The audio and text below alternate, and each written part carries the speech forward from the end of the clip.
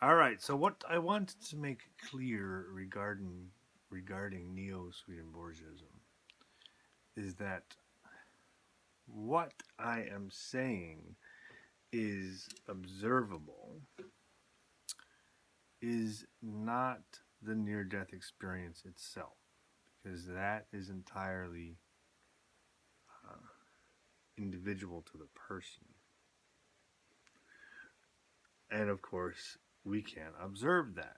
Well, they saw it first person, they describe it.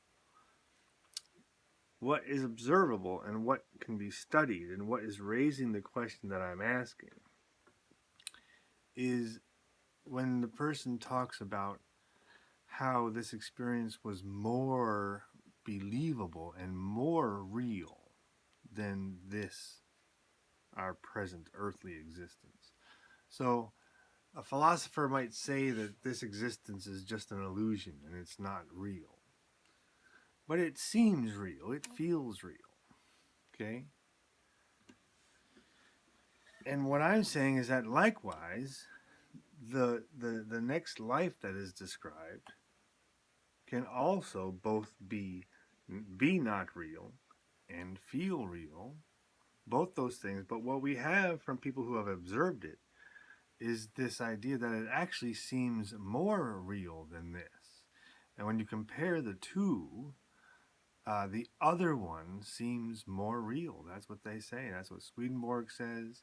That's what these people from these near-death experiences say. And they come back with this, what they call knowledge, that that world is more real than this. And we, as observers, cannot say it. We don't possess that as knowledge. So I'm not saying that we know that, but what I'm saying is that these people come back with this experience of they have a greater, they claim to have this greater understanding of the relationship of these two worlds, the current life world and the afterlife world. And they claim to have seen both and to know and to say that it is obvious, and that if you saw them both too, you would obviously agree because it is, quote, as they say, self evident. And so we don't have that knowledge. So that's when I talk about this being a rational observation and scientific and not religious. That's what I mean. What I mean is that we are observing and thinking about this reaction that people have where they have seen two realities and they claim the other one is more real. Okay, that is an observable thing because it's happening in the world today. We can observe it. We can't honestly join in it because and even the people who have had near death experiences will often say they wouldn't really wish it on anyone. I'm not saying that we should envy them at all. But what I'm saying is that this is an observable thing happening today, but it is also a new world to explore. And okay, so that's kind of the scientific chit chat. But then what I'm doing is pairing that up with these um, spiritualist books of the 1800s. And I'll tell you what, I've listed the four. I'm not going to list them again. But I'll say that there's a lot more that I don't know about because this spiritualist trend was bigger, and I've seen bibliographies of this, and I haven't really explored all those other books because there's a lot of them, and they're entertaining. So I'm only talking about the four books, which are Intramuros, Spirit Intercourse, uh, all the Life in the World Unseen, Monsignor Hugh Benson, and which is the other one? La la la. Which did I name? Which didn't I name? Francesco, Wanderer in the Spirit Lands, which I've talked about recently. So you can take this observable phenomenon that's happening in the world today. See, this is why it's relevant, is because it's happening today. It's not just some chit chat about these books written in the past.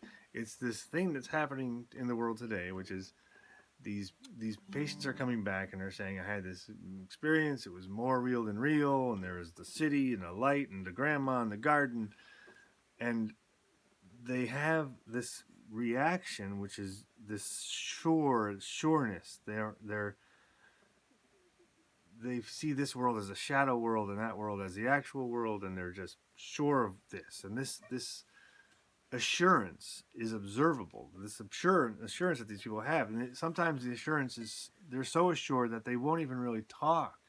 They can't even really talk with people who don't believe them because they can't convince them of what they see as reality, a more real reality, a greater reality, right? And so that reaction to the near-death experience is observable, and the world that they describe, that they're so sure they saw, has curious similarities to the world described by the spiritualists, basically.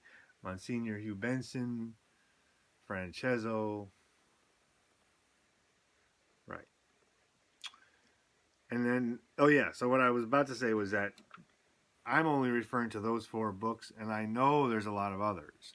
And so if somebody actually is listening to this and they think this is intriguing, you can find probably a dozen other books from this trend of spiritualism in the 1800s that talk about traveling the spirit worlds and going to different spirit institutions where your spirit grows.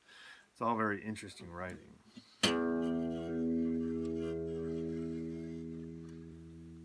On the road again. How was that? Did you like that today? All right. Thanks.